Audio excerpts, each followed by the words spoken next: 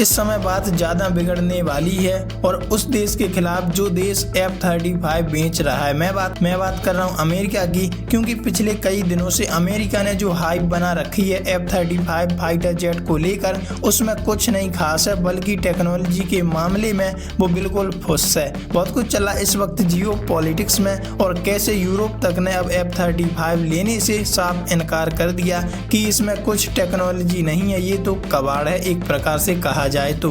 और वहीं भारत ने भी पहले से ही मना कर दिया था, और भारत फ्रांस का राफेल यूज कर रहा है, जो अच्छा प्रदर्शन कर रहा है और अच्छे नतीजे पैदा कर रहा है। बहुत कुछ चल रहा है इस वक्त जियो पॉलिटिक्स में, आइए जानते हैं क्या है पूरा मामला। देखो खबर सामने आ रही है दोस्तों, भारत के बाद अब यूरोप ने भी ट्रंप को दिया बड़ा झटका।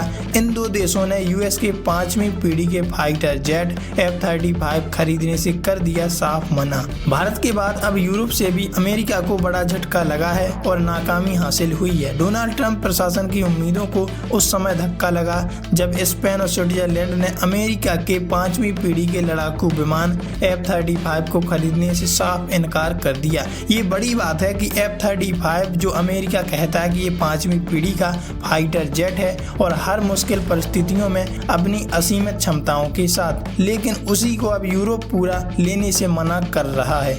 दोनों देशों ने इसके बजाय यूरोपीय विकल्पों पर भरोसा जताते हुए अपनी रक्षा रणनीति की नई दिशा दी है। स्पेन और स्विट्जरलैंड के हालिया फैसलों ने अमेरिकी F-35 लड़ाकू विमान से दूरी बनाने की ओर यूरोप के रुख को और स्पष्ट कर दिया है। यह कदम सिर्फ कीमतों पर विवाद की वजह से नहीं है, सस्टेनमेंट मोनोपोली को लेकर चिंता भी है, जिसमें भविष्य के सभी अपग्रेड सॉफ्टवेयर और ऑपरेशनल डेटा पर अमेरिका का नियंत्रण होगा। यह स्थिति बदलते राजनीतिक हालात में रणनीतिक जोखिम पैदा कर सकती है, और आने वाले समय में खुदा न खास्ता एक देश का युद्ध दूसरे देश के साथ होता है तो उसकी टेक्नोलॉजी को ऑपरेट करेगा अमेरिका। ये अमेरिका की प्लानिंग है, लेकिन ऐसा बाकी देश मंजूरी नहीं दे रहे हैं अमेरिका को करने के लिए।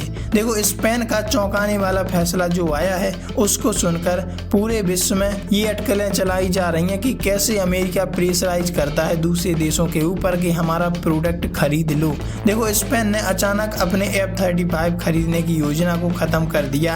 पहले यह माना जा रहा था कि मैड्रिड अपनी नौसेना के जुएन कार्लोस 1 एयरक्राफ्ट कैरियर के लिए F-35 भी खरीदेगा, लेकिन अब उसने यह योजना रद्द कर दी है। इसके बजाय स्पेन ने 25 नए यूरो फाइटर टाइफोन खरीदने और फ्यूचर कॉम्बैट एयर सिस्टम पर जोर देने का फैसला किया है। उन्हें लगता है कि इससे अच्छा तो ये परफॉर्म कर देंगे।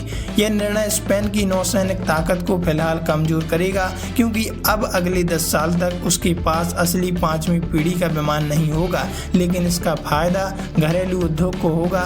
यूरोपीय प्रोग्राम्स में अरबों यूरो निवेश करके स्पेन अपनी सप्लाई चेन, रोजगार और तकनीकी क्षमता को मजबूत करेगा, और यह सब यूरोपीय स्वामित्व में रहेगा। वैसे आप इस बारे में क्या कहना चाहते हैं, और कैसे स्विट्जरलैंड में बढ़ती असंतोष से भी यूरोपीय देश नाखुश हैं जो अमेरिका ने किया है उसके ऊपर। स्विट्जरलैंड ने 2022 में जनमत संग्रह कराकर 36 F-35 विमानों की खरीद को मंजूरी दी थी, जिसकी कीमत लगभग 6 अरब स्विस फ्रैंक थी।